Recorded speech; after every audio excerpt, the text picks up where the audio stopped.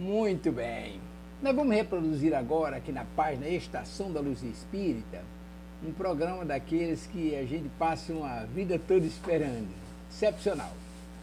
Programa Espírita, Estação da Luz, 22 anos no ar, Jesus, o Messias das Nações, com o nosso irmão, o professor Severino Celestino, de João Pessoa, na Paraíba, transmissão da Web Rádio Estação da Luz. No seu Tavares, lá nos trabalhos técnicos. Quero agradecer a sua companhia, muitíssimo obrigado mesmo por estar conosco aqui na página Estação da Luz Espírita. Lembrando que a nossa página não tem fins lucrativos, o objetivo é a divulgação da doutrina. Muitíssimo obrigado mesmo, sem delongas. Vamos ao programa Espírita, Estação da Luz, 22 anos no ar, Jesus, o Messias das Nações, com Severino Celestino da Silva, da Paraíba, na Web Rádio Estação da Luz. Bom programa.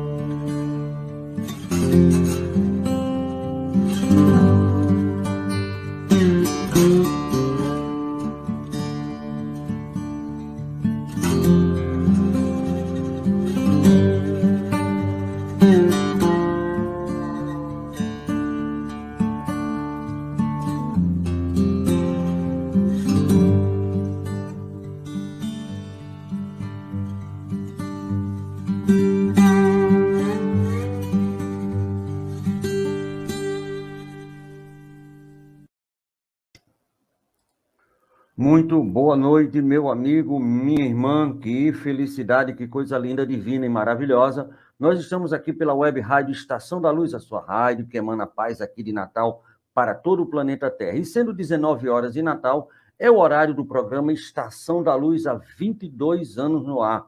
E realmente ele está há 22 anos no ar, porque o convidado todo especial desta noite fez parte do primeiro ano, lá arrecuados 22 anos atrás, lá na Rádio Poti, AM 1270, onde nós iniciamos o programa Estação da Luz, lá com o nosso irmão Amadeu, Erinaldo e toda aquela patota espírita. Eu estou falando do meu irmão e amigo Severino Celestino da Silva. Como é que está você, meu amigo? Está tudo bem?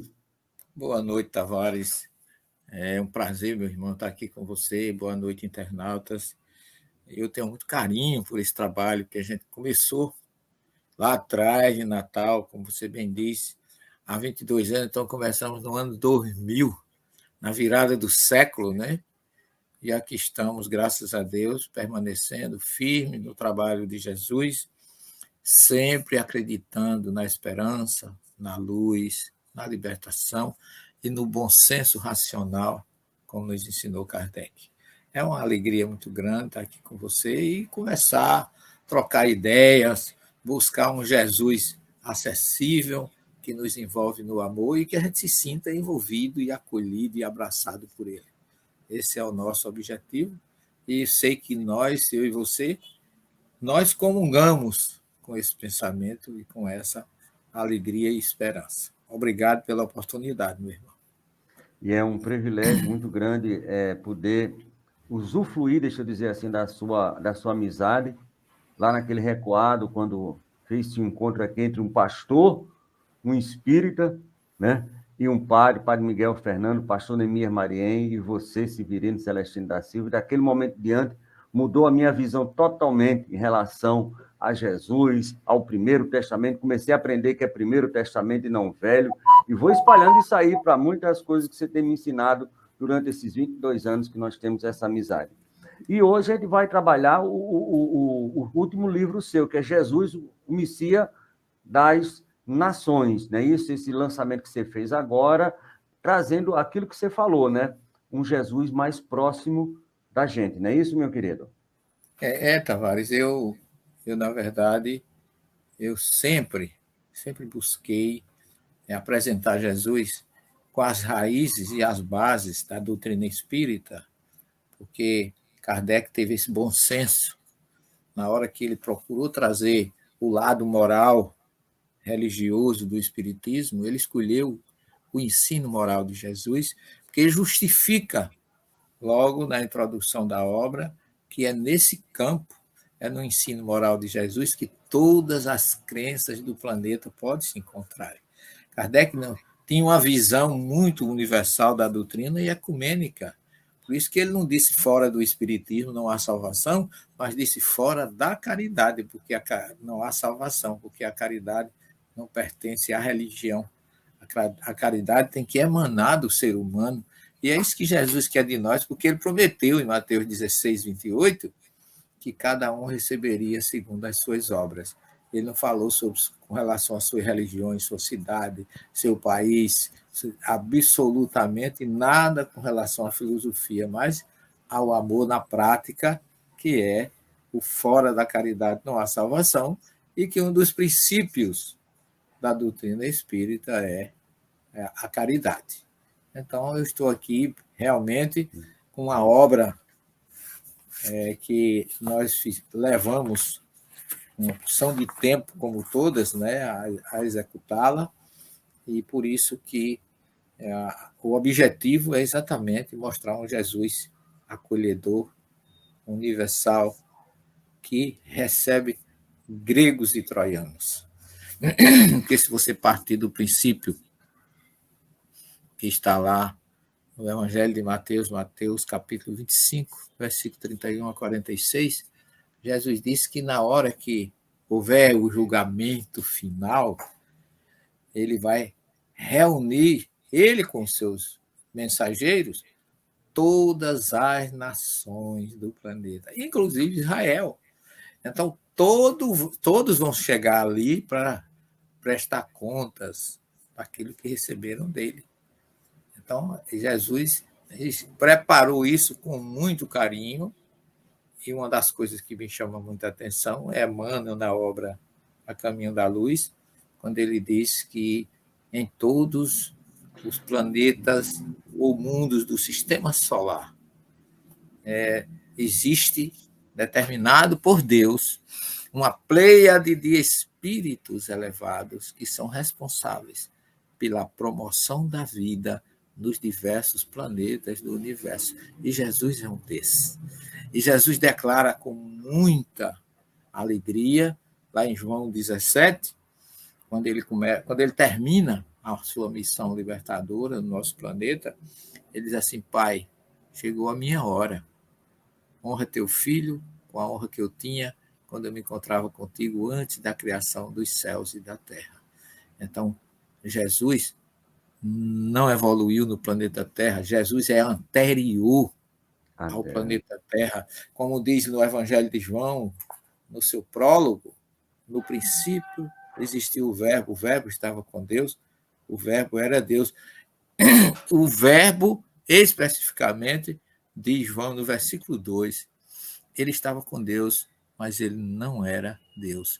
Se ele não era Deus, João apresenta aí exatamente a figura de Jesus, que é o Verbo divino e a luz do mundo. Então, partindo desse princípio, eu realizei a minha tese de pós-doutorado em Ciência das Religiões na Pontifícia Universidade Católica de Goiânia. E o título do meu trabalho, que foi uma sugestão de uma colega, professora Neide Bielli, que foi uma das fundadoras do curso de Ciência das Religiões aqui na universidade, conosco, e ela disse assim: professor, um bom tema para você fazer seria Jesus, o o Messias. E aí eu fiquei, nós estávamos numa reunião em Recife, aquilo parece que ela escreveu no meu cérebro, sabe, Tavares? Porque Ficou aquilo foi marcado. marcado e toda vez que eu me lembrava, aquilo crescia dentro de mim. Então eu fui a São Paulo, procurei um mestre lá na Universidade Metodista, lá em São Bernardo do Campo, o professor Milton Schwantes, ele já está na espiritualidade. Ele disse, meu filho, olhe, o Messias ele não é um tema para você falar especificamente de Jesus e o Messias, porque ele é inesgotável. Eu lhe sugiro que você faça estude Jesus ou o Messias numa das religiões monoteístas. Então, você escolhe do judaísmo, do cristianismo. E aquilo me chamou a atenção e eu escolhi o Messias no judaísmo, que foi o título da minha tese. Mas antes de eu terminar, quando eu estava com o professor Valmor, lá em Goiânia, nós tínhamos que fazer um trabalho científico sobre Jesus. E nós fizemos, eu e ele, Jesus, ou seja, o Messias, no cristianismo. Aí aquilo, você sabe, as coisas vão se ampliando, né? Eu digo, olha, se Jesus é o Messias no judaísmo, no cristianismo, por que ele não é no espiritismo, no judaísmo, no islamismo, no zoroastrismo, no hinduísmo, no taoísmo, no shintoísmo? E aquilo abriu assim, Tavares, a minha cabeça de uma forma que aí eu fui ao Livro dos Espíritos, eu fui a Kardec, eu vi na Revista Espírita de 1868, Kardec faz um trabalho maravilhoso sobre o Messias no Espiritismo, você acredita? Aí aquilo, para mim, foi assim um complemento que abriu mais ainda a minha cabeça, você sabe que eu sou muito ecumênico, aliás, o meu grande ecumenismo, você já falou aí, começou em Natal com o pastor Neemias Marien e o padre Miguel Fernandes, e você e Erinaldo, e que nós juntos, né, comemoramos lá no Centro de Convenções de Ponta Negra, 2 dias ali, e juntos vibramos pelo o Penta, que terminou no dia 20 de junho de 2002, quando nós fizemos esse trabalho, e a partir daí eu comecei a fazer encontros ecumênicos no Brasil inteiro, já fiz até em Macapá, já fiz, onde você imaginar, no Brasil, eu já fiz. E então, por isso que o meu livro, eu depois de muito pesquisar, a capa dele está aqui, você botou aí mas eu vou mostrar mais uma vez, você colocou na chamada, Jesus, o Messias das Nações. Aqui você vai encontrar exatamente o que você precisa para entender como Jesus é misericordioso. Como ele criou um projeto, recebendo o planeta Terra das mãos de Deus, um planeta na condição de expiação e provas, e Jesus criou esse projeto e vai com certeza devolver a Deus esse planeta de expiação e prova na condição de regenerado. E todos nós, querendo ou não querendo, seremos libertos, porque ele diz que ele veio para que todos tenham vida. Ele não falou que era especificamente para um grupo. E a questão 625 apresenta ele como modelo e guia da humanidade. Não é modelo e guia do judaísmo, do cristianismo, do espiritismo, do hinduísmo, não. E ele tem um capítulo que eu escrevi baseado na obra Caminho, Verdade e Vida, de Emmanuel, onde Emmanuel mostra exatamente esse lado ecumênico do Cristo, onde ele mostra que aquele princípio, não faça aos outros o que não gostaria que os outros lhe fizessem, ele se encontra em todas as civilizações. Ele fala da Grécia, ele fala de Roma, ele fala do judaísmo, ele fala do cristianismo, ele fala das religiões orientais, né? Do budismo, do hinduísmo, do taoísmo, do shintoísmo, do zoroastrismo persa, que todos eles têm esse mesmo princípio. Isso torna, Tavares, a nossa doutrina espírita ecumênica e universal. Por isso que o espiritismo não é o futuro da religião, mas a religião do futuro, Porque ele está aonde existir perdão, amor, caridade, né? Aí estará a nossa doutrina, levando a sua colaboração sem nenhuma imposição. Então, eu fiz uma obra assim, histórico-progressiva e espiritualista. Então, é um Jesus realmente como o Espírito da Verdade nos apresenta no Evangelho segundo o Espiritismo. Um Jesus, modelo e guia da humanidade. Ele é, inclusive, acolhedor até daqueles que não têm religião. E a gente não pode ser preconceituoso com aqueles que não têm religião. Sabe por quê? Por uma coisa muito simples, que a palavra religião vem do latim religare. E se religa quem se perdeu. Muita gente precisa de uma religião para chegar a Deus, outros não. Porque o Papa Francisco surpreendeu o mundo. Eu estava até em Israel nessa época, quando ele lançou um artigo no jornal, onde ele dizia assim: enganam-se os católicos quando pensam que só eles estão salvos. Aquele que praticar a caridade, der de comer a quem tem fome e de beber a quem tem sede, estará salvo, mesmo que seja ateu. Olha que coisa forte.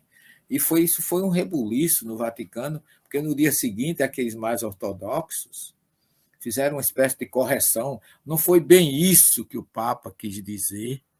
Teve aqueles que quiseram colocar panos quentes. E aí, na sessão seguinte, ele vem e diz assim: vocês é que estão enganados. Foi exatamente isso que eu quis dizer. Então, ele está de acordo com o princípio de que fora da caridade não há salvação, independente de religião.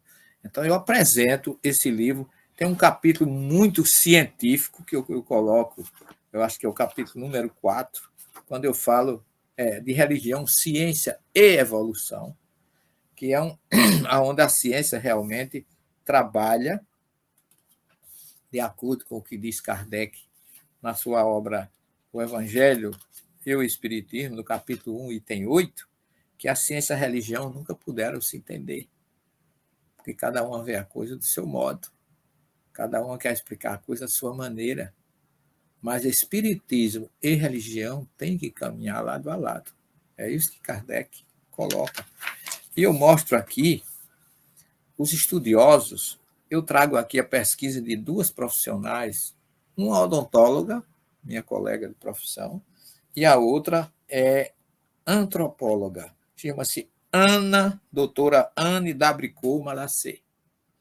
Essa mulher, seguindo as pesquisas de uma dentista que estudou ortodontia, o crescimento da mandíbula em crianças, na fase pequena, e ela descobriu um osso que existe, como se fosse um óculos na base do crânio, que chama-se esfenoide.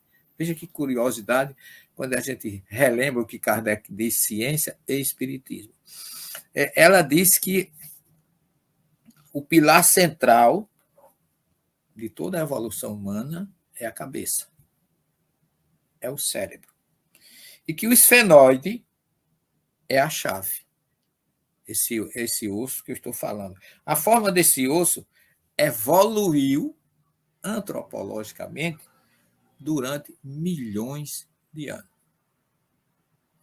E cada vez que ele se dobrou, levou ao aparecimento de uma nova espécie da família hominídea. Pasme, meu querido amigo, a história contada pelas alterações que esse osso sofreu, ela começou há cerca de 60 milhões de anos atrás. Olha como a ciência vem, como diz Kardec na Gênese, que cada dia da criação equivale a milhões de anos, é o que diz Kardec, e como está também uma obra chamada A Ciência da Torá, que os rabinos falam isso também, e ele diz assim, que há 60 milhões de anos atrás, esse osso sofreu, que ele fica, é como se fosse um óculos, e em cima dele, no nosso crânio, se assenta o cérebro. Então, essa situação do esfenoide é como se ele fosse uma bandeja que guarda o cérebro. Dentro o ampara, é a superfície, é o platô, é a laje onde o cérebro se assenta. Então, cada vez que esse osso foi dobrado, ou sofreu uma dobra, aconteceu uma novidade evolutiva no ser. Então, há 60 milhões de anos, ele era um osso achatado, ainda não havia se dobrado, e a família hominídea, ou seja, os precursores dos ancestrais, dos símios, não era nem do homem ainda, era do macaco, mas os precursores da família apresentavam os olhos de lado da face. Eram laterais os olhos. E o cérebro ainda não tinha, o esfenoide ainda não tinha sofrido nenhuma alteração. Então, há 40 milhões de anos, o esfenoide se dobra para baixo pela primeira vez. Ele sofreu uma dobra, provocando a primeira grande mutação da nossa história dos pré-hominídeos, e que, quando essa primeira dobra aconteceu, apareceram os símios, os macacos. Sendo que o esfenoide elevou a base do crânio, estando suavemente dobrado, os olhos se moveram do que era de lado e passaram para a frente da face. Isso há 40 milhões de anos. Foi a primeira mudança científica. Isso, gente, não é religião, é ciência, é evolução, é progresso. Tavares, há 20 milhões de anos atrás, o esfenoide sofreu uma segunda dobra. E essa segunda dobra, com ela surgiram os chamados grandes macacos. Ainda não tinha o homem. Há 6 milhões, ele se dobra pela terceira vez, sempre na mesma direção, e surge aí o chamado Australopithecus. Quem são os Australopithecus? Os ancestrais do Homo sapiens. Surgem aí há 6 milhões de anos os nossos ancestrais humanos. Há 2 milhões de anos houve uma quarta dobra, e aí os ancestrais humanos ficam ainda mais eretos, porque eles ainda eram meio... Tá certo? Primeiro eles andavam com 4 patas, depois passaram para 2, e aí que diziam os estudiosos que nas savanas, para ele ver fugir do predador ou trabalhar com a sua presa, eles passaram a ser bípedes. Agora, há 160 mil anos, o esfenoide se dobrou pela quinta vez e tornou o nosso cérebro mais complexo, maior, e aí surgiu o Homo sapiens. Ora, toda essa evolução, a cada dobra, nós temos um processo evolutivo, eu diria, horizontal. A gente vai crescendo, mas de uma forma horizontal. Desde a primeira origem, toda vez que o esfenoide se dobrou, o homem evoluía não como num salto horizontal, mas num salto vertical, um salto quântico, de mudança completa na sua condição.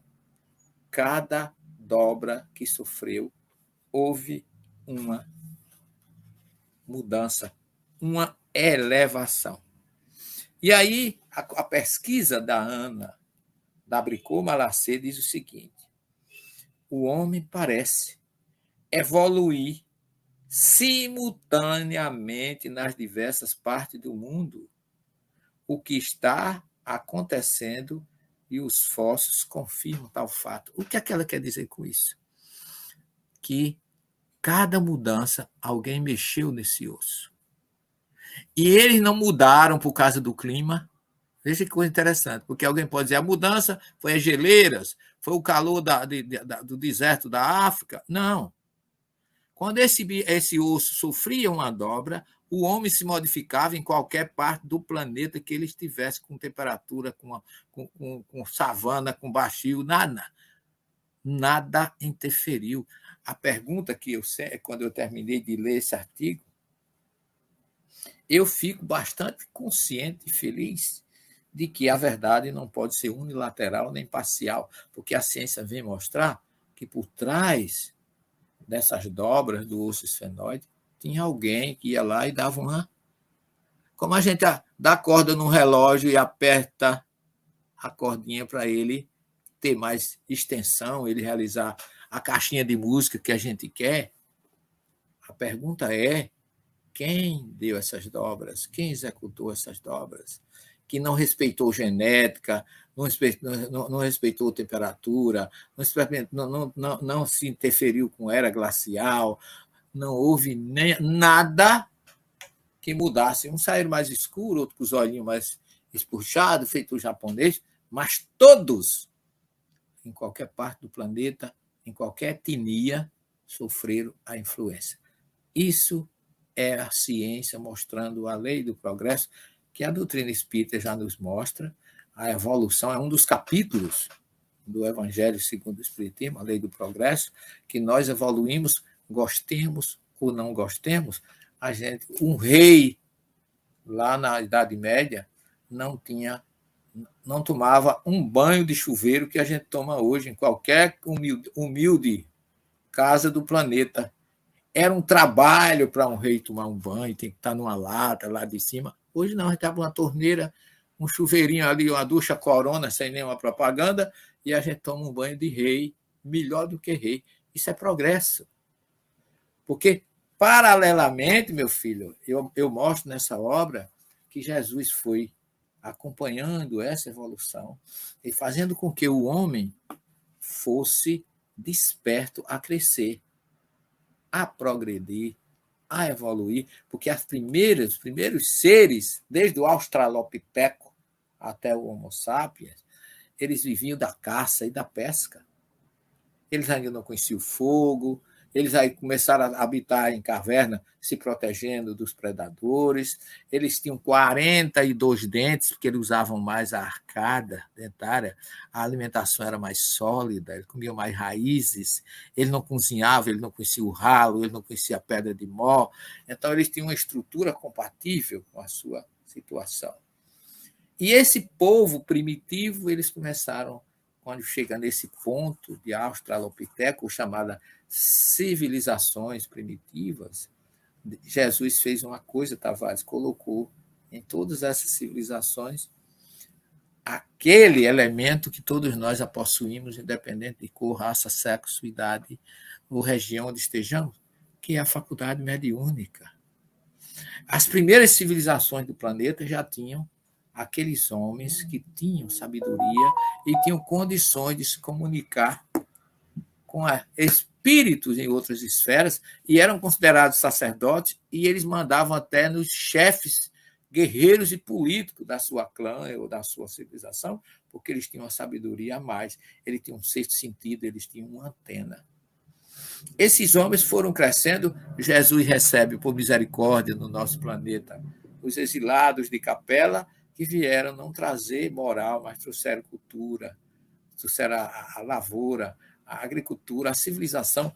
Tudo isso foi recebido para que a gente pudesse trabalhar, se reunir, porque a partir das civilizações primitivas nós vamos encontrar entre os rios Tigre e Eufrates, porque as águas sempre atraíram o homem. Onde tem um rio, tem uma fonte, as pessoas sempre se reuniram em torno dela, e ali surge a primeira grande civilização do planeta, que é antes dos egípcios, e aquela civilização ali ao lado, ou entre o rio Tigre e Eufrates, que passou a chamar Mesopotâmia. Meso em grego é meio, hipótamos é rio, a civilização entre dois rios. Então você tem os assírios, babilônios e sumérios. Os assírios e babilônios eram guerreiros, e os sumérios nunca foram guerreiros. Eles receberam de Jesus a cultura, a intuição, faculdade mediúnica e uma grande necessidade de descobrir a imortalidade da alma, porque você vai encontrar entre os mesopotâmios, entre os sumérios, um rei da cidade de Uruk, chamado Gilgamesh, que ele tinha um companheiro, Enkidu, que ele adorava caçar. Mas esse rei, ele era, como diz a questão 115 do Livro dos Espíritos, simples e ignorante. Ele não tinha conhecimento. Ele não conhecia, inclusive, a morte. Como Adão e Eva, no paraíso, também não sabiam o que era morte. Não conheciam a morte. Estavam nus e não sabiam. Então, você vê um paralelo na história da criação entre os egípcios, entre os sumérios, entre os babilônios, entre todas as civilizações tinham a sua história de criação, porque era o que eles recebiam de quem? De Jesus. E Gilgamesh ele foi caçar com Enkidu, e Enkidu lutou lá com um animal e morreu. Ele entrou em pânico, porque ele achava que ele era imortal. E se Enkidu morreu, eu também posso morrer. E isso despertou em Gilgamesh a busca pela imortalidade da alma. Então aí começa a semente de um dos princípios que hoje faz parte da nossa doutrina espírita, que é Deus, imortalidade da alma, reencarnação, pluralidade dos mundos habitados, comunicabilidade entre os dois planos. Tudo isso foi surgindo paralelamente até que os mesopotâmios transferem a sua cultura e surgem os egípcios e já vêm muito mais espiritualizados. Foram os egípcios que procuraram não só a imortalidade da alma, como os mesopotâmios, mas eles já tinham certeza dessa imortalidade, porque as pirâmides nada mais são do que tumbas ou monumentos à certeza de que tem algo depois da vida física. Só que eles acreditavam numa ressurreição física, que, como a gente sabe, ainda tem muitas religiões que acreditam. Nós, espíritas, não. Nós acreditamos na reencarnação e não numa ressurreição física, como muita gente ainda acredita em muitas religiões. Mas esse povo do Egito, eles foram os semeadores, plantadores do monoteísmo para combater a idolatria, o politeísmo, porque entre os egípcios já se cultivava a monolatria, já se achava que devia ter, como acreditava Akhenaton, que deveria ter outros deuses, mas tinha que ter um Deus maior, um Deus que fosse superior aos outros deuses, o que já dá uma ideia de monoteísmo. E foi daí, no meio desse povo, e, aliás, no meio dos sumérios, que Deus concita um homem do sul da Caldeia chamado Abraão, que foi o primeiro grande médio da história, que recebeu direto de Deus, ou de Yahvé, espírito dirigente do povo hebreu, ouviu a sua voz, primeiro médio audiente. E pasme você, meu caro Tavares e meus queridos internautas, que Abraão ouviu uma voz que dizia assim, está lá no capítulo 12 do Gênesis, ninguém traduz assim, mas a tradução original diz ler, lerá. O que é isso? Ler é o imperativo absoluto do verbo ir, vai. Lerá, para ti, vai para dentro de ti, reformula-te interiormente e depois vai executar a tua missão. A primeira mensagem que se tem notícia através da mediunidade, do primeiro grande médio, plantador do monoteísmo no mundo, se chama Abraão, ele ouviu uma ordem, um conselho de Deus, reformula-te intimamente. Então, a primeira revelação surgiu com a sugestão do alto da reformulação interior. Depois, Severino, querendo ou não, foi mediunidade, né? Claro, meu filho. Mediunidade auditiva. Ele estava ouvindo. Não tem como você negar, né? Não tem como você correr, né? E se não fosse o grande médio Abraão, nós não tínhamos a primeira revelação, meu filho. Tudo começa com ele. A história dele é pura mediunidade. Olha, eu costumo dizer que a Bíblia, o Evangelho, ela tem muito mais fatos mediúnicos do que o próprio livro dos médios da doutrina espírita.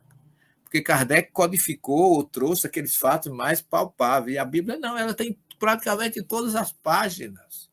E curiosamente ainda, Tavares, vem João, o precursor, João Batista, e diz, Tahazu Batechuvá, voltai-vos para dentro de vós.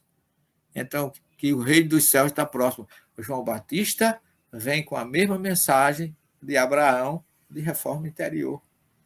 E a doutrina espírita traz a primeira obra, que é o Livro dos Espíritos, cujo conteúdo é a reforma interior. Então, não mudou nada, a mensagem é a mesma, mudaram as pessoas e o tempo. Mas nós temos uma cadeia. Tudo isso, Tavares, preparado por Jesus.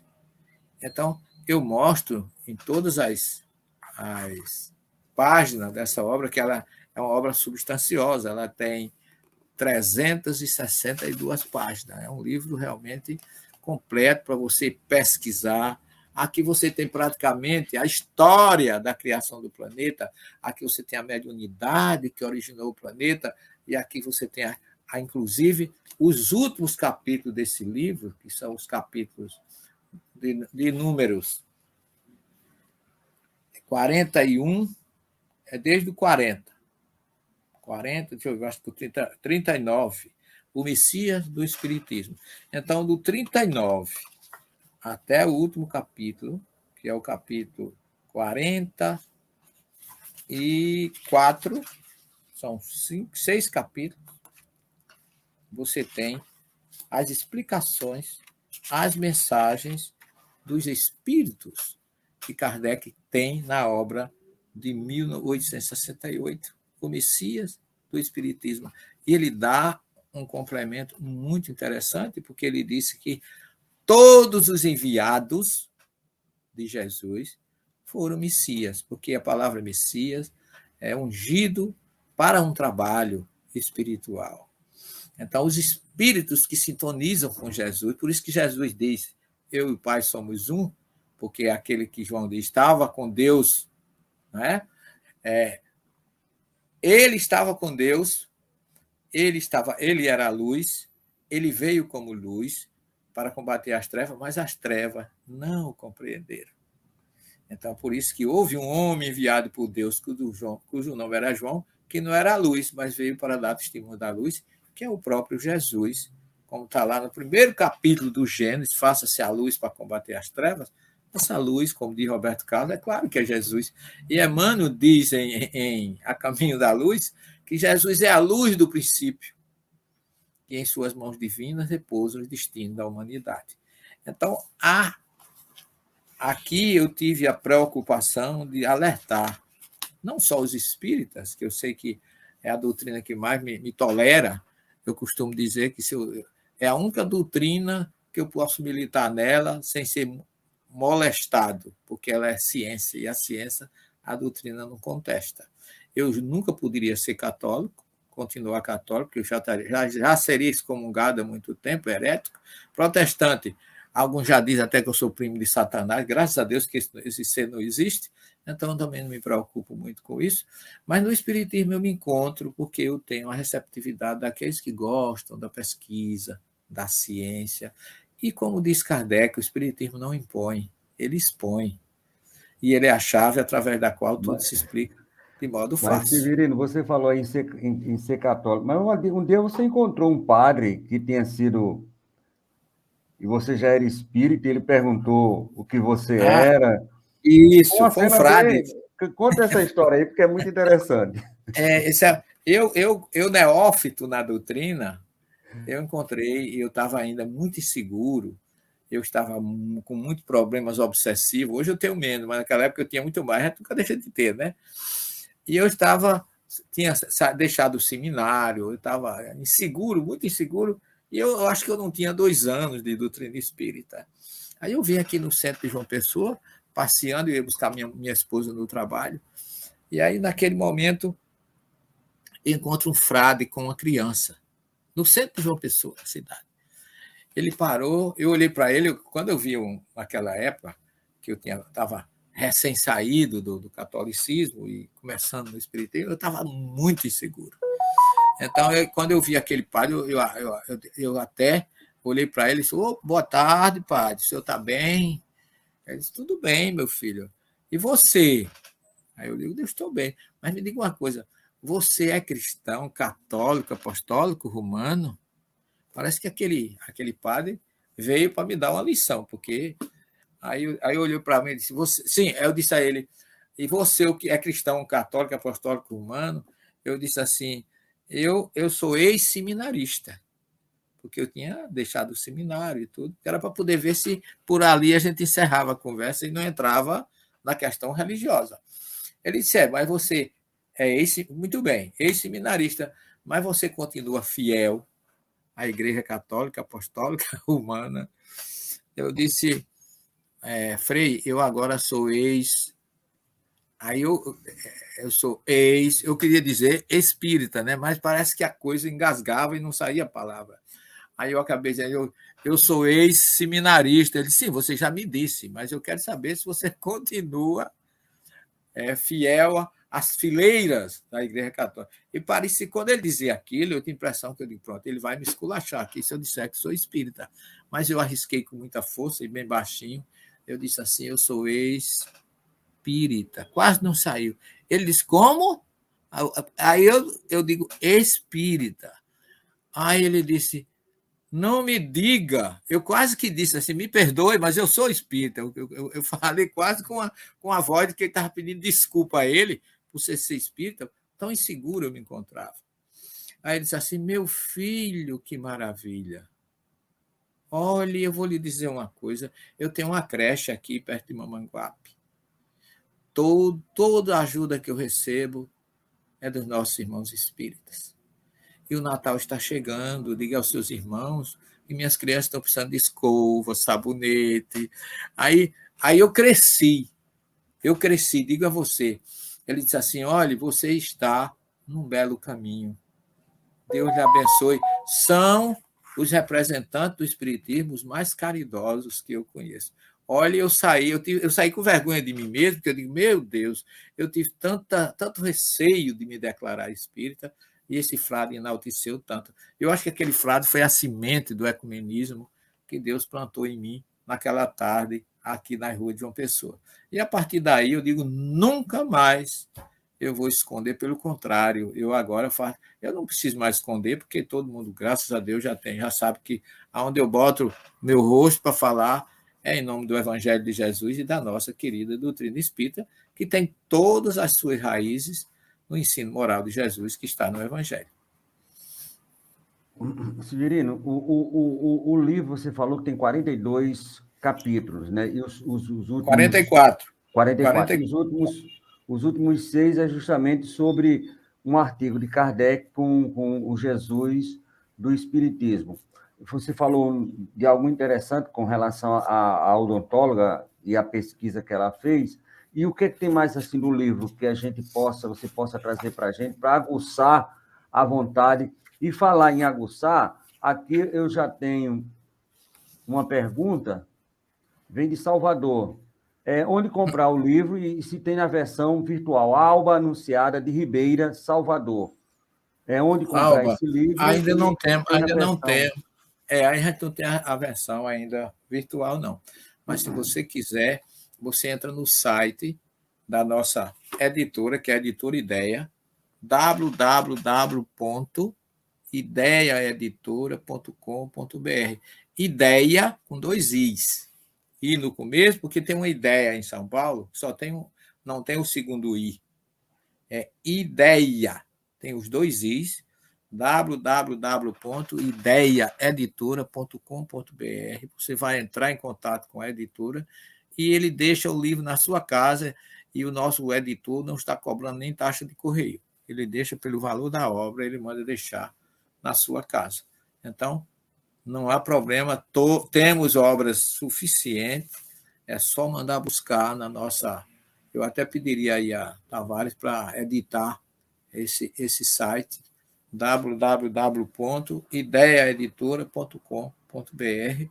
E se quer um telefone, é o 083 3222 5986, que é um fixo. Você também pode ligar direto para a editora e pedir, porque nós temos 6 obras publicadas sobre Bíblia e Espiritismo.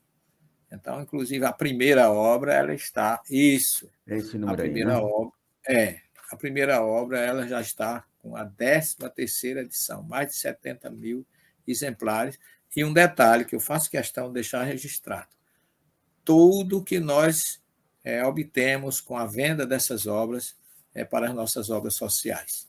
Porque eu digo para vocês que durante essa pandemia a nossa casa não deixou de ajudar com as suas cestas básicas, com seus enxovais, ninguém deixou de receber por questão da pandemia. A gente teve sempre cuidado, álcool, gel, máscara, mas ninguém deixou de receber o pão que Jesus mandou, que ele, como pão da vida, manda alimentar o corpo e alimentar o espírito.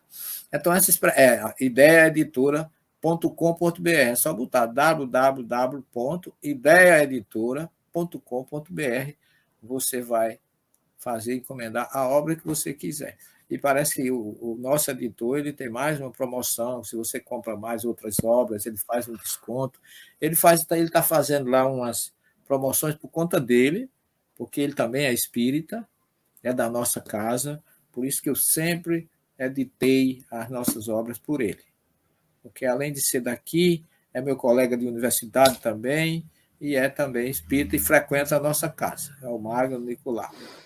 Então, nós estamos... E é pomadeiro também. Também, né? Exatamente. É pomadeiro, tem razão. Tem uma outra pergunta aqui, professor, que aí começa assim, professor, quantos livros e quais até agora? E se pergunta se tem algum no prelo, se já tem algum aí próximo. Tem, meu filho, tem. Olha, nós temos 8 obras publicadas já. Né? 2 são acadêmicas, pelo caso do curso de Ciência das Religiões, que é a Didaquê, que é uma tradução da Catecismo dos Apóstolos. Aliás, o primeiro livro do Novo Testamento era a Didaquê. Está citado lá no livro de Atos, que nós traduzimos com o professor lá da Universidade do grego para o português. O professor Possebon, ele foi conosco, nós traduzimos e comentamos essa obra. Mas nós temos, a primeira obra foi analisando as traduções bíblicas, a segunda, o Sermão do Monte, você tem isso, a terceira, o livro do Gênesis, Bereshit, que é esse, Tavares tem todas. E a quarta é o Evangelho Cristianismo Primitivo, perfeitamente. A quinta é Comunidade do Caminho, Trajetória de Paulo de Tarso. E a sexta é exatamente essa, que é Jesus, o Messias das Nações. Todas as 6 obras, elas trabalham com ecumenismo, com amor, com libertação, com a doutrina espírita, o Evangelho e a Bíblia, porque eu sou tradutor, conheço o hebraico, conheço o grego e o latim, e vou lá na fonte e trago realmente aquilo que é importante para as pessoas conhecerem. Agora, uma obra que está no prelo é As Parábolas de Jesus. É um estudo muito profundo, porque ela abrange o Velho Testamento, ou a primeira revelação, o Evangelho e a doutrina espírita. É uma obra de caráter judaico, cristão, espírita. Essa obra eu levei, até desde que eu comecei a estudar as parábolas de Jesus, que eu nunca quis publicar nada sobre as parábolas, porque eu precisava de algo mais substancial, porque tem tanta coisa já escrita, até Alberto Roder, tem o próprio aquele grande ex-padre que se tornou espírita, que é Pastorini, Carlos Torres Pastorini, tem muita coisa boa, mas eu queria uma obra mais concentrada num Jesus judeu, que nasceu como judeu, viveu como judeu e morreu como judeu, e pregou para judeu, não pregou para cristão. Felizmente, ele não pregou nem para um paraibano, nem um natalense. Eu e você, Tavares, se estivesse aqui na época, não recebia uma palavra. Mas isso não significa que o trabalho dele não seja importante e não tenha mensagem para nós, porque as parábolas de Jesus são inesgotáveis. Então, o que é que eu fiz? Eu fiquei aguardando a oportunidade. E há 3 anos atrás, eu fui fazer, antes de começar a pandemia, em 2019, em janeiro de 2020, eu conheci um rapaz que eu já tinha, conhecia assim de nome, mas nunca tinha tido um encontro com ele. Ele chama-se Álvaro Mordecai. Qual o nome? Ele é judeu, ele estudou em Yeshivá, em Jerusalém, estudou em Bnei Brak, que é uma cidade puramente ortodoxa de judeus, lá perto de Tel Aviv, que eu conheço, e estudou no Mea Shearim, que é um bairro judeu de Jerusalém. E foi assim um encontro que quando eu vi a pessoa, eu digo, é esse aí. A espiritualidade me apontou. Eu digo, olha, querido, nós temos um trabalho para fazer. E nós já começamos, já fizemos 15 lives sobre isso. Nós temos um canal, eu queria até anunciar para vocês, chama-se Núcleo de Estudos Espírita Bom Samaritano, que é o canal da nossa casa, onde a gente, todas as terças-feiras, de 19 às 20h30, nós temos estudos e atividades. Pode entrar, que é um canal que você quiser entrar também, Tavares, você pode ficar à vontade. E a gente pode comungar com as nossas divulgações. E eu tenho um canal também na TV Mundo Maior, que é tvmundomaior.com.br, no YouTube, todos os dois. E nesse nosso canal, você já pode ter acesso a muitas coisas dos que nós fizemos. Nós fizemos já 15 lives, estamos transformando em livro. Eu acho que vai dar uns 3 volumes ou 4 de livro, porque a gente já fez as parábolas de Mateus, praticamente todas, já fizemos a parábola do Bom Samaritano, já fizemos as 3 palavras da misericórdia de Lucas, a da ovelha perdida, da dracma perdida e do filho pródigo. Então, já temos um material muito rico e estamos mandando transcrever para o texto. E eu agora, é assim, quando Tavares e os amigos me deixam, eu estou sentado, corrigindo, revisando, porque eu estou acreditando muito nesse trabalho. Se eu tiver tempo, não desencarnar durante, eu quero deixar essa obra assim como um legado, porque o que eu esperava, eu não queria fazer algo irresponsavelmente, porque eu sou professor de judaísmo e de cristianismo primitivo. Mas o Álvaro, ele conhece muito mais, ele fala hebraico assim, fluentemente, é uma pessoa que, se você botar no YouTube, Núcleo de Estudos Espírita Bom Samaritano, NEEBS, vai aparecer lá. Inclusive, nós estamos fazendo agora um trabalho sobre a última viagem que eu fiz a Israel, com todos os locais onde eu passei, que eu filmei, tem filmes curtos, e a gente está fazendo cada semana uma cidade. Eu já fiz Nazaré, da Anunciação do Anjo a Maria, a chegada de Jesus. Semana passada eu fiz Belém, o nascimento de Jesus. Na próxima terça-feira eu vou fazer Jericó, que ali eu vou abranger a identificação de Jesus, dizendo para vocês que ninguém se choque, mas Jesus nunca foi batizado por João, ele foi identificado. Então eu vou mostrar o local onde Jesus identificou João, eu vou mostrar exatamente em Jericó, onde Moisés foi enterrado, vou mostrar o monte que diz que é da tentação, vou mostrar o oásis de Jericó, a cidade de Jericó, a árvore de Zaqueu, tem muita coisa para ir mostrando, e o trabalho se chama Nos Caminhos de Jesus. Por onde ele passou, eu passei.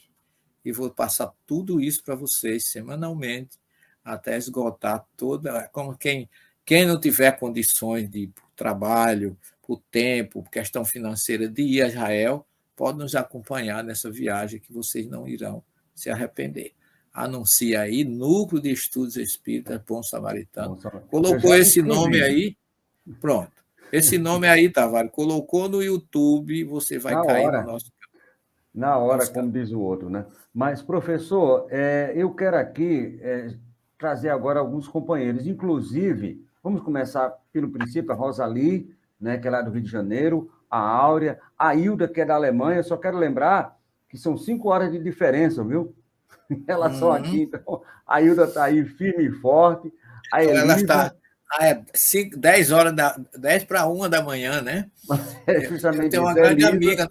Aliás, eu queria aproveitar a menina aí, como é a Hilda, né, da Alemanha. Hilda. E ela já faz uma pergunta aqui, ó, professor. Ó, ela já bota minhoca na sua cabeça. Essas obras já foram traduzidas por alemão. Aí, olha quando o senhor vai se refazendo, aí o que é que ocorre? Vem aqui da França, a Livramento da França, lá de Poitiers, que inclusive está no Evangelho, e com certeza ela também vai querer traduzir essas obras para o francês. Olha aí, eu arranjando trabalho para o senhor. Olha, deixa eu lhe dizer uma coisa. Para a Hilda, o nosso livro, Analisando as Tradições Bíblicas, já está traduzido para o alemão. Oba! Lançamos, agora, há 2 meses atrás, com a Gorete, na Suíça. Foi traduzida pela nossa querida Sheila, na Alemanha. E aí, na Alemanha, você pode ter acesso à primeira obra já em alemão, minha filha. E nós estamos abertos a outros irmãos da Europa, Estados Unidos, que queiram passar a nossa obra. Nós passamos. Aí a Sheila, olha aí, já comprou, tá vendo? Obrigado aí, minha filha. Então você vê que a Sheila, exatamente, a Sheila foi quem. Eu conheci Sheila nada por acaso. Eu fui fazer uma live com meu querido irmão Carlos Chance, em Campo Grande, Mato Grosso do Sul, e a Sheila estava lá fazendo um evangelho no sábado, que eu participei, ela na Alemanha e eu no Brasil. Trocamos ideias e por telefone, e a obra está pronta. A Gorete produziu, já está sendo disponibilizado na Suíça e na Alemanha, aquele povo de idioma alemão.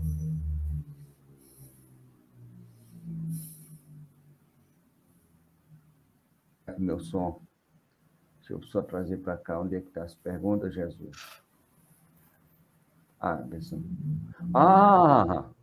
É um cabo aí de Jaguaribe. Está perguntando como é que está o bom samaritano.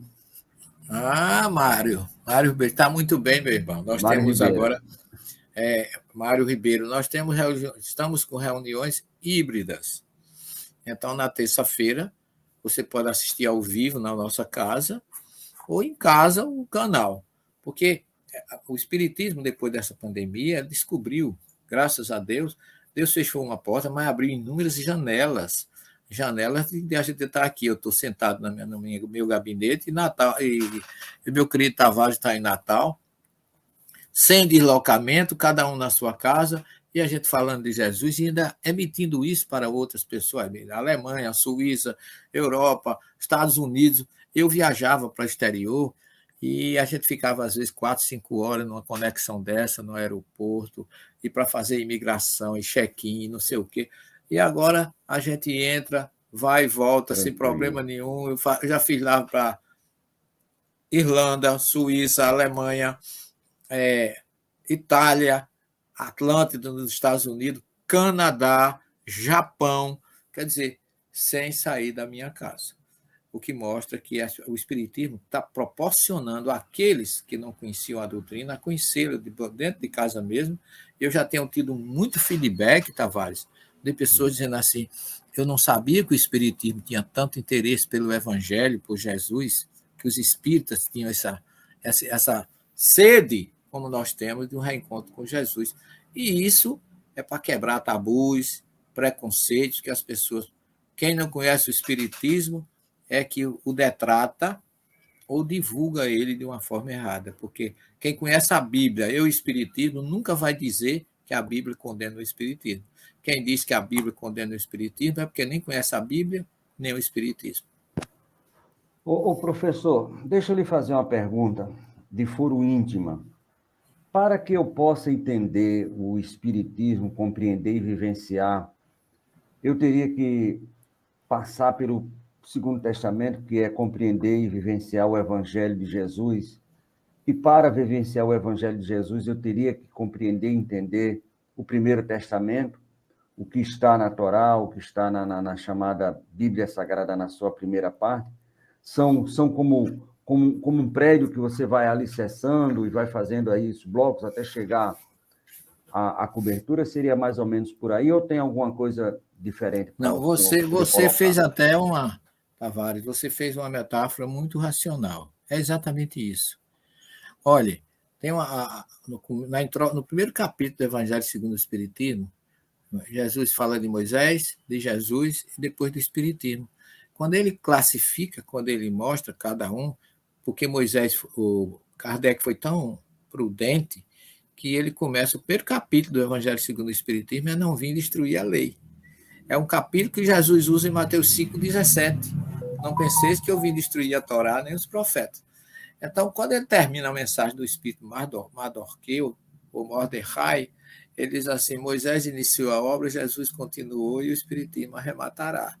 Se você vai no Evangelho e você vai ver o moço rico perguntando a Jesus o que é que ele tinha que fazer para ganhar a vida eterna, e a resposta que Jesus dá, como não existia Evangelho, é a própria Torá. O que é que está escrito? Não matarás, não roubarás, não furtarás, não levantarás falso testemunho. Quer dizer, Jesus utiliza tudo aquilo que Moisés recebeu no Sinai na primeira revelação, que Emmanuel chama o maior código de justiça e moral que a humanidade poderá ter recebido. Jesus só veio na segunda e enviou a terceira porque a gente não aceitou bem nem compreendeu a primeira. Então, nós somos aqueles, como diz o Espírito na parábola do trabalhador da última hora, o Espírito traz uma mensagem que é melhor que eu já vim explicar os trabalhadores da última hora. Ele diz que nós já passamos por Moisés, pelo Cristo, e estamos na doutrina, porque a gente ainda não chegou à perfeição. Mas muitos não estão mais aqui, só com a primeira foram embora, receberam todo o ensinamento, preencheu, praticaram, porque, gente, quem não mata, quem não morre, não mata, não adultera, não levanta falso, não furta, não cobiça a mulher do próximo, nem seu jumento, nem seus bens, nem suas posses, essa pessoa não precisa de mais nada, ela já cumpriu. Então é preciso que a gente saiba que qualquer uma dessas 3 revelações bem vividas nos leva a Deus. Por isso que a gente não pode pensar, como muitos lamentavelmente pensam, que só a sua religião é que é a melhor, é a que salva, é a mais perfeita. Não existe isso. Os caminhos são todos diversos, mas Deus é único. E, como diz Jesus, ele não quer que nenhuma das ovelhas se perca. Ele está aqui para receber todas as suas ovelhas e ele tem muita paciência. Então, o que nós temos que... Nós, espíritas, não somos os melhores, porque já recebemos 3 revelações, mas somos os mais responsáveis. Porque, como diz a questão 627, no Livro dos Espíritos, depois do ensinamento dos Espíritos, ninguém pode pretextar a ignorância. O judeu pode dizer que não acredita que Jesus é o Messias, nunca leu o Evangelho. Os cristãos católicos e protestantes, eu nunca segui as obras de Kardec, não conheço o Espiritismo, mas nós não temos saída. Nós não podemos pretextar nada. Nós recebemos tudo. Então, nós temos a obrigação, quem sabe mais, de praticar mais, perdoar mais, amar mais e servir mais. Jesus, o Messias das Nações, tem uma passagem que não é uma parábola, em que ele encontra com a mulher da Samaria, no poço. E ela faz uma pergunta muito interessante. Eu não posso ir a Jerusalém adorar a Deus, porque sou proibida. E o adoro aqui no poço de Jacó. E ela mais ou menos pergunta assim, onde é que eu vou adorar? E Jesus fala, haverá um tempo em que nem aqui no poço de Jacó, nem em Jerusalém, irá adorar o Pai, porque o Pai em espírito irá adorar. É esse ecumenismo que Jesus já começava ali a pregar, que, de uma forma geral, todos iriam entrar no mesmo sistema e tê-lo como o grande guia e modelo? Poderemos analisar por esse prisma? Podemos, Tavares. Jesus foi assim, aquele que mais quebrou paradigmas. Você veja que Jesus, no Evangelho de Mateus, lá no capítulo 10, quando ele começa a recomendar aos discípulos, ele diz assim, não entre na terra dos samaritanos. Ide pregar o Evangelho, ressuscitar os mortos, conduzir os espíritos sofredores, dar de graça o que de graça recebestes, não entre na terra dos samaritanos. É curioso, porque Jesus diz isso, mas ele cria a maior parábola da sua história, que é a parábola do bom samaritano.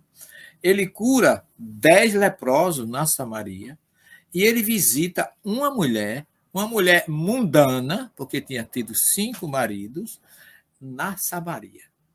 Então, ele quebrou aí todos os paradigmas.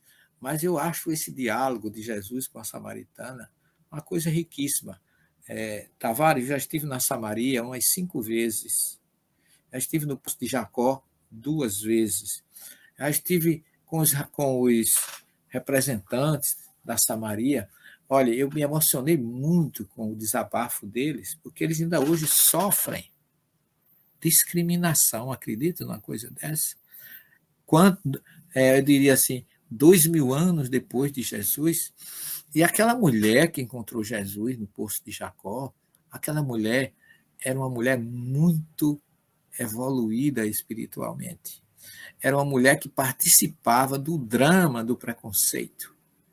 Quando o chefe da sinagoga lá na Samaria começou a falar para o nosso grupo, a maioria se emocionou com o desabafo dele.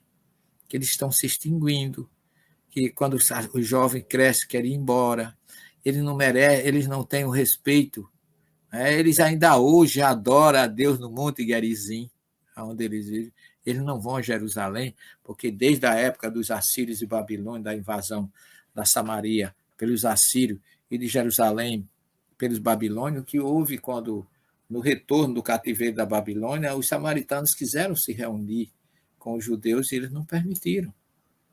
E a partir daí eles realmente se separaram, isso 583 anos antes de Cristo. E por isso que eles, por não poder ir a Jerusalém, construíram um templo no Monte Gerizim, que está lá. Eles acreditam que foi ali que Abraão ofereceu Isaac em sacrifício. A Bíblia do samaritano é diferente da Bíblia do judeu, do hebreu.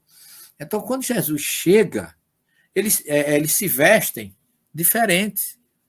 É tanto que a mulher conheceu Jesus, que ele era judeu, pela vestimenta. Ela tinha uma vestimenta que identificava o samaritano e ele o que identificava o judeu. E o judeu, homem, não se dirige a um samaritano, muito menos a uma mulher. Porque os homens se dirigem aos homens.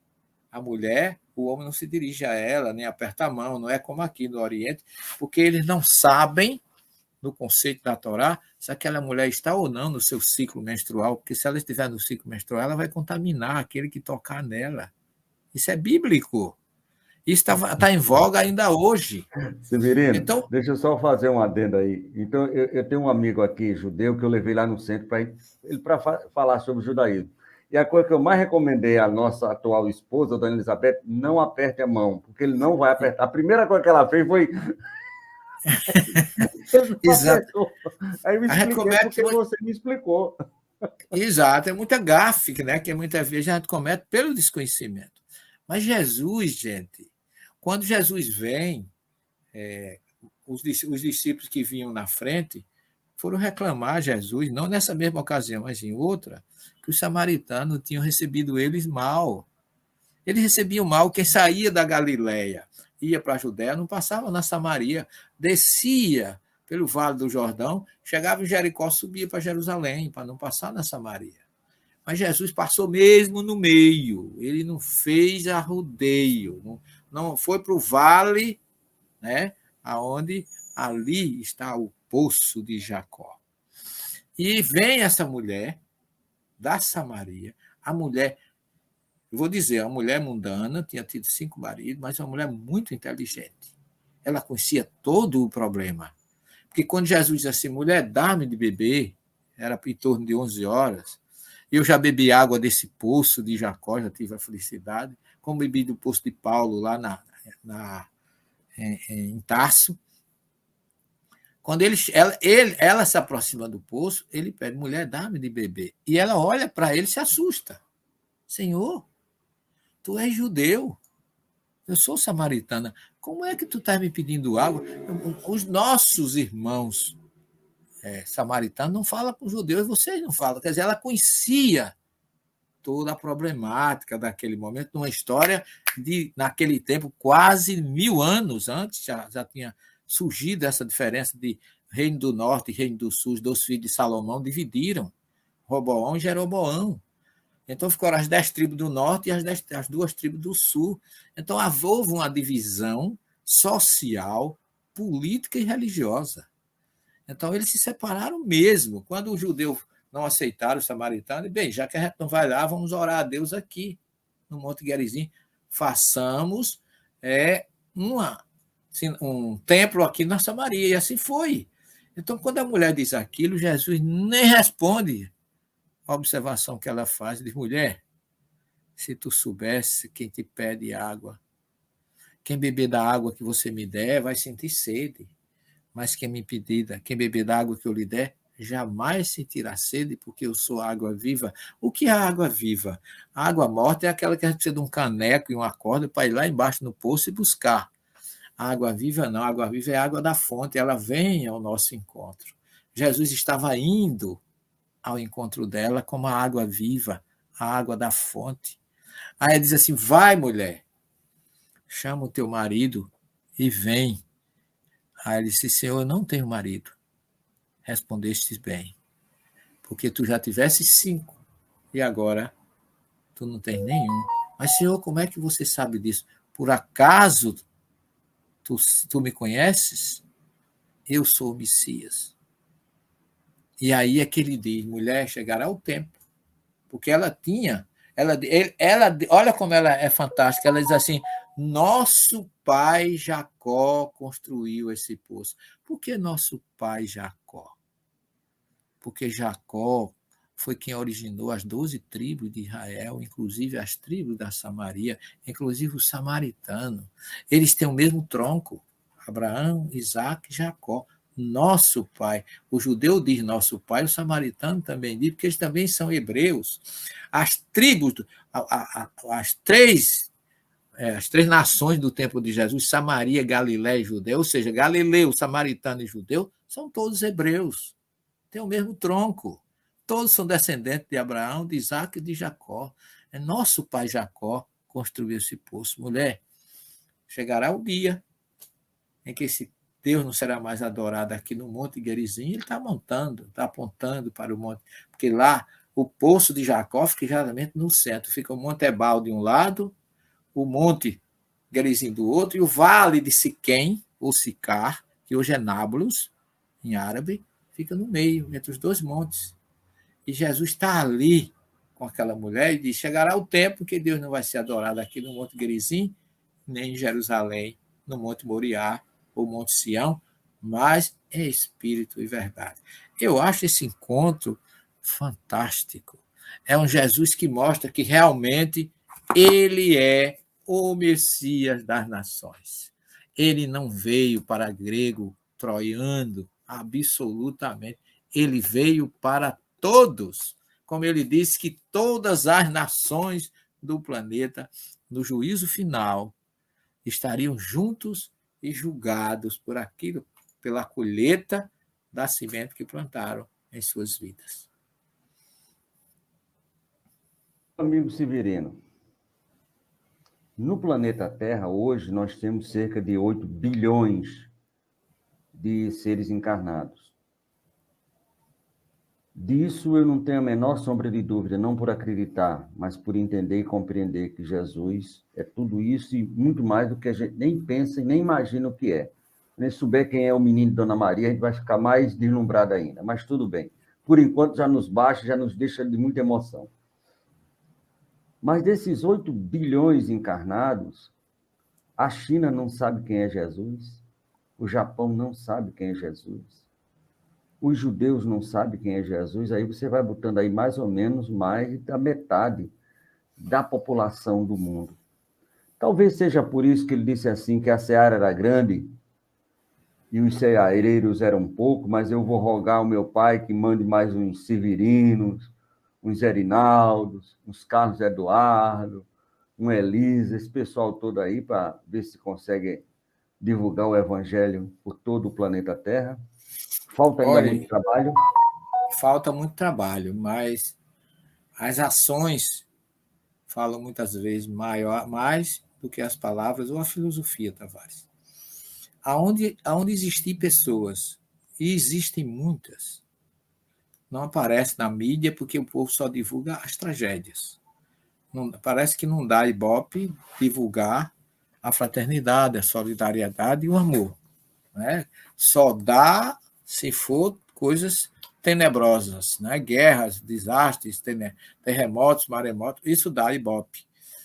Mas, meu filho, aonde você estiver no planeta Terra, você vai encontrar pessoas que são solidárias na dor. São pessoas que praticam o bem, não por causa da religião, mas porque tem uma evolução especial. E Jesus os coloca em todas essas regiões. Ele enviou Budas, ele enviou Krishna, ele enviou Mahatma Gandhi, ele envia iluminados para todas as nações do planeta, levando aquele princípio de não fazer o outro que não gostaria que o outro fizesse, ou fazer o outro aquilo que eu gostaria que o outro me fizesse. Isso não precisa de religião.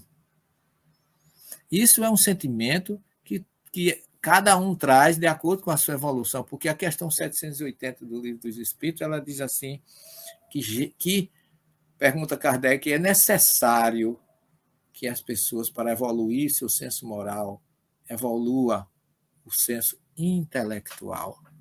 Precisa de intelectualidade para evoluir? O Espírito da Verdade diz assim, quase sempre é preciso que você tenha conhecimento para poder você praticar. Porque você não pode amar o que você não conhece.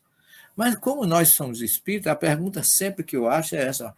O que sempre dificultou os nossos alunos lá do curso das religiões de entender Chico Xavier era como é que um homem que não tinha o curso primário escreveu uma obra como Paulo Estevam.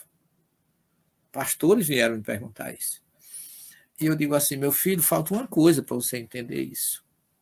Um dos princípios da doutrina espírita, reencarnação.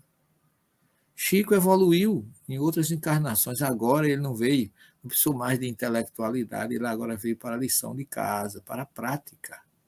Foi um homem que amou incondicionalmente. Era um homem chamado amor, era um homem que tinha sempre uma saída positiva para tudo. E esperanças, porque aquela sua famosa frase, você não pode voltar atrás e fazer um novo começo, mas pode começar agora e fazer um novo fim, significa que nunca é tarde para você recomeçar. Só Chico não precisou decidir para praticar, ter conhecimento de escola, ser filósofo. Chico já era um filósofo. As frases de Chico são frases de altura de Sócrates, Platão e dos grandes estudiosos ou filósofos da Grécia, porque ele já veio de lá, ele já estagiou em todos esses planetas, ou em todas as civilizações, e chegou pronto para ser o grande missionário da paz, do amor, na ação. Chico nasceu rico, ele não precisava de dinheiro, ele não estava nem preocupado em armazenar tesouro, coisíssima nenhuma. Ele estava preocupado em servir. As pessoas se chocavam às vezes, porque eu conheci um cidadão que veio da França, trouxe um casaco de Vison e deu para Chico Xavier. Outros traziam relógio de ouro. Aí Chico, meu filho, que coisa mais linda, eu estou sensibilizado com o seu carinho para comigo, mas eu já sei para quem você trouxe esse relógio. A pessoa que trouxe o casaco de Vison, curiosamente, foi convidado para acompanhar Chico, uma das tarefas dele na madrugada, e ele tinha um amigo, um senhor bem moreninho, que era muito pobre, morava numa casinha muito humilde, e de madrugada foram visitar esse homem, e estava um frio. Chico disse, minha filha, me perdoe, mas o seu casaco chegou em boa hora, e deu o casaco de Vison para aquele senhor que estava tremendo de frio, sentado numa cadeira. Então, ele não possuía nada. Ele possuía, sim, um coração livre para servir e auxiliar todos aqueles que chegavam perto dele. Então, quando eu vejo a questão 780, eu digo, sim, para nós que ainda estamos assim numa fase principiante, isso é válido. Mas para Chico, não. Chico quebrou até isso, essa barreira. Ele já veio pronto. Uma criança que com 4 anos, 5 anos, já fazia redações, já tinha quem o assistisse, que publica uma obra como Parnaso de Além Túmulo, que ele disse, eu nunca poderia ganhar dinheiro com essa obra. Todos se identificavam, os artistas, os poetas ali, com a sua característica, até o nosso querido Augusto dos Anjos, aqui da Paraíba, ele psicografou, e quem lê as poesias vai ver que é o mesmo poeta do Eu, que é a grande obra dele, de poesias, identificado ali. Ele disse, eu não posso receber absolutamente nada por aquilo que não me pertence, eu sou apenas a caneta que escreve o que eles ditam. Então, ele veio, ele estava no corpo físico, mas ele não encarnava no corpo físico, ele utilizava o corpo físico para suas atitudes, suas atividades, mas o forte nele era o espírito, que nunca teve cansaço, nunca teve doença, nunca deixou de atender aqueles que estavam ao seu lado. E temos que procurar imitá-lo se a gente quiser crescer um pouquinho. Maravilha. E aí eu quero registrar a presença da Heloísa Pires, filha do Herculano Pires, nosso Ô, querido. Luiz, um abraço. Admiro muito as obras do seu pai, viu? Grande mestre. E tem um É uma programa honra aqui na tê-la conosco. terça-feira conosco, sempre a partir das 20h30, com ela, Heloísa, com o filho, o Herculaninho, com o Alberto e o Wagner, que fazem um programa Herculano e o Homem no Mundo, que é uma das frases grandes do Herculano. Mas aí tem uma pergunta do Carlos Eduardo, bem interessante, ainda referente àquele assunto do osso que você falou, da odontóloga. Sim, Aquilo do me esfenóide. deixou... E ele pergunta o seguinte, olhe bem, hoje temos a necessidade da comunicação mediúnica, ou ativação da glândula pineal, Pineal, terceiro pineal, olho, né? isso pode também ter impulsionado toda essa evolução da espécie e do organismo animal, essa glândula? Essa glândula, eu não vejo ela trabalhando na evolução animal. Essa glândula, os cristais dessa glândula, como o nosso querido, aquele menino que fez aquela obra, defendeu tese na USP sobre a glândula pineal, que eu assisti até ele lançando esse trabalho lá na Espanha.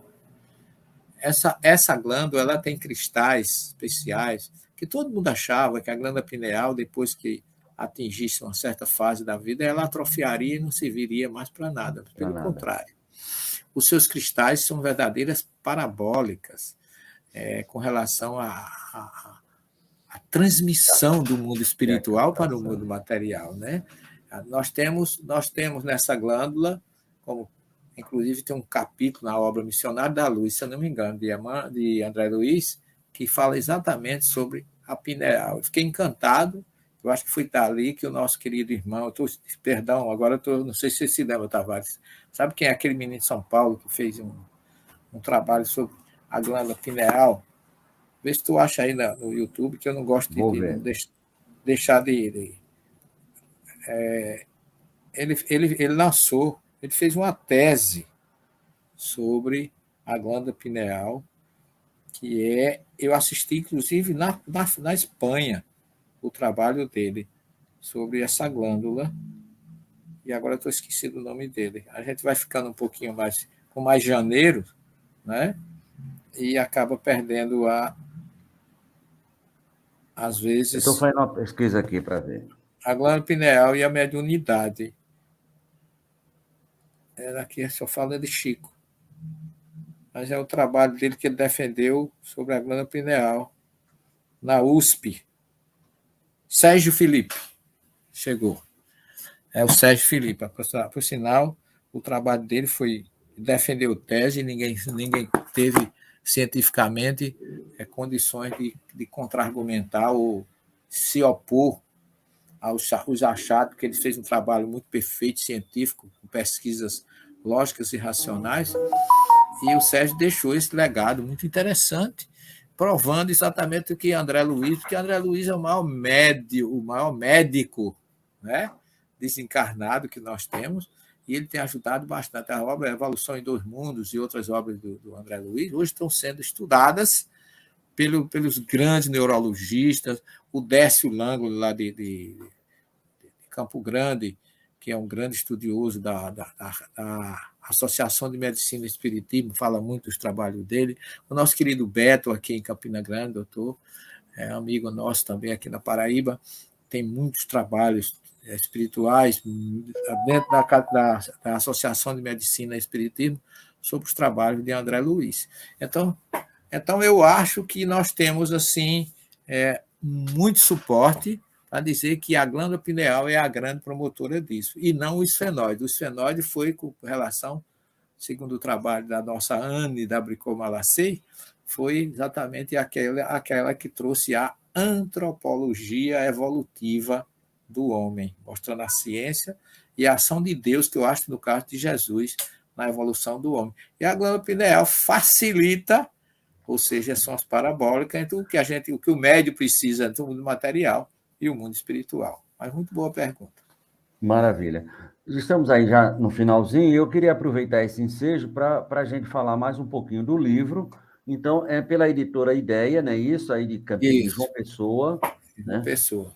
Deixa eu só colocar aqui de novo o telefone. Então, 83 3 32 22 222 59 5986, exato. 86. Pode Vai procurar lá também. Ana ou Magno. Qualquer O um dos dois Magno vai também atender. pode entrar em contato com a Ideia Isso. É Editora.com.br. www.ideiaeditora, não tem esse arroba, não. Isso aí é só www. Tira o contato. Tira o Não. contato, né? Não, esse É, contato é, é mesmo. é e-mail. É É o isso mesmo. e-mail. É É o e-mail. Esse é o contato@ideiaeditora.com.br. e-mail. Mas se E-mail. você botar só em contato, arroba, botar só www. Aí vai ficar ideiaeditora.com, aí vai ser o Pronto. site. Tá E certo. também você, se você quiser se inscrever no Núcleo de Estudos Espíritas do Bom Samaritano, já estou inscrito e a gente vai acompanhar o professor Severino, certo? Nas suas andanças, e aí já começando a vislumbrar as parábolas de Jesus. Imagina quantas novidades, como diz um amigo nosso aqui, alviçareiras não vão chegar nessas parábolas, né, meu amigo? E A as gente suas tá tendo assim, considerações finais. um cuidado muito grande para que a gente possa ser o mais fiel possível a um Jesus judeu que trouxe uma filosofia cristã e que tem o apoio e a explicação da doutrina espírita. Então, eu queria aproveitar também que eu tenho essa obra aqui chamada O Sermão do Monte, que você já mostrou aí. Eu queria, para encerrar o nosso trabalho, eu queria recitar o Pai Nosso em hebraico e depois traduzir. Eu vou recitar só como se lê em hebraico para poder vocês saberem a fonte. Vocês não vão entender, mas só para mostrar de onde eu tirei, que é uma placa que tem no Monte das Oliveiras, que toda vez que eu vou lá eu mostro a quem não me acompanha, e de hora foi daqui que eu peguei e traduzi, que está escrito lá, Avenu Shebashamayim Itkadash Shimicha, Tavo Malikuterra e Aser Itsonicha Baaretis Kashe Naasa Bashamayim. Tenilano Hayom Lechem Rukinu Usilha lano et ashimateinu, kashe solihim anachinu, lase ashimu lano, veal tivideinu, lidei massa, que im hatzileinu min hará. Amém. Essa é o que está escrito, que Jesus fez. E outra coisa, nunca divulguem que Jesus pronunciou o Pai Nosso em aramaico. O aramaico é uma língua não judia, e o hebraico é a língua litúrgica. É proibido em hebraico se fazer qualquer oração, ou melhor, é proibido no judaísmo se fazer qualquer oração em aramaico. Tem que ser em hebraico. Jesus nunca teria ensinado esse Pai Nosso em aramaico. Tem ele traduzido também para o aramaico, eu não sou contra o aramaico, mas não era o idioma nem a língua de Jesus. É bom deixar isso bem claro, porque eu vejo lá em Israel, para minha decepção, guias brasileiros que chamam pessoas da terra, onde tem o Pai Nosso em hebraico e aramaico, e diz assim, agora vamos ouvir o Pai Nosso como Jesus ensinou em aramaico. Jesus não ensinou o Pai Nosso em aramaico, porque ele era judeu, e a língua do judeu, que é o povo hebreu, é o hebraico. Por favor, assimilem isso, que vai fazer um benefício imenso a Jesus e a todos nós. Então, o Pai Nosso, como Jesus pronunciou, é Pai Nosso dos céus. Santo é o teu nome. Venha o teu reino, tua vontade se fará na terra como também nos céus. Dá-nos hoje parte do pão. Perdoa os nossos erros quando tivermos perdoado o erro dos nossos devedores. Não nos deixes entregues à provação, porque assim nos resgatas do mal. Amém. Essa é a oração original, como Jesus respondeu aos discípulos numa gruta. Eu já estive 12 vezes nessa gruta, inclusive agora, mês passado, eu estive lá com um grupo e recitei o Pai Nosso em hebraico, mostrei ele em hebraico, em aramaico, tem até em tupi-guarani, porque lá no Monte das Oliveiras tem o Pai Nosso em 106 idiomas e aproximadamente uns 40 dialetos. Tem até no português de Portugal e em tupi-guarani, que é a língua do Brasil. Ô, Severino, só para terminar, você já falou nas viagens, e nessas viagens, como é que voltaram a ocorrer? pararam rapidamente, porque ele está indo já para um outro programa. Certo. A gente fez. Não voltaram a acontecer. É só entrar no RW Turismo, que é o site, e você fala com Wanda ou Márcia. RW Turismo São Paulo. W Turismo São Paulo. Fala com Márcia ou Wanda. E elas vão atender você. Ele vai colocar aqui e vai fazer a divulgação, quem quiser ir à Terra pode de até Jesus. usar meu nome, que fui eu que falei, porque eu sou apenas o guia bíblico. A parte financeira, a parte de divulgação, isso tudo é com elas, que são espíritas, são pessoas muito idôneas, muito acolhedoras, maravilhosas. Elas planejam o programa tudo. Eu vou como convidado para exatamente enaltecer e engrandecer a mensagem do Cristo, exatamente na geografia dos locais onde tudo aconteceu. Pronto, a Elisa está falando que gostaria muito de visitar Israel com a sua companhia, então a WR, não é isso? Não, Turismo, RW, Turismo de Turismo São Paulo. de São Você Paulo, vai exatamente. e vê qual é a próxima data, que aí o nosso... Fala com as meninas lá que ela explica tudo para vocês. Maravilha Ok, Elisa? das maravilhas. Um abraço e obrigado pela sua presença, minha irmã. E a E todos eu quero vocês. agradecer a você, meu amigo Severino, mais uma vez, pela sua solicitude. Não é de agora, é de há 22 anos, né, desde a Rádio Poti. Então, temos história aí para contar e eu quero mandar um beijo para você, para a sua família, para todos que fazem o Bom Samaritano e para todo esse seu trabalho que você realiza aí em nome da divulgação do Evangelho do Cristo e do Espiritismo. Muito obrigado. E Deus A que lhe você, pague meu querido. Um sempre. abraço, Erinaldo, Nimácio, você também, sua esposa, sua família. Quero muito bem a esses vizinhos aí do norte da Paraíba, né? Que eu tenho muito carinho e apreço por você. Muita luz, muita paz para você, querido. Muito Tenha obrigado, um meu ótimo irmão. final de semana e bom trabalho. E parabéns, viu, pelo trabalho que você está fazendo. Você me chama para assistir coisas assim umas 10 vezes por dia. Eu digo, meu Deus do céu, que maravilha. Esse menino não para mais e que Jesus o abençoe e o proteja sempre. Igual para você, meu irmão. Felicidade. Obrigado. Sucesso, luz e paz. Muita paz. Você também, querido.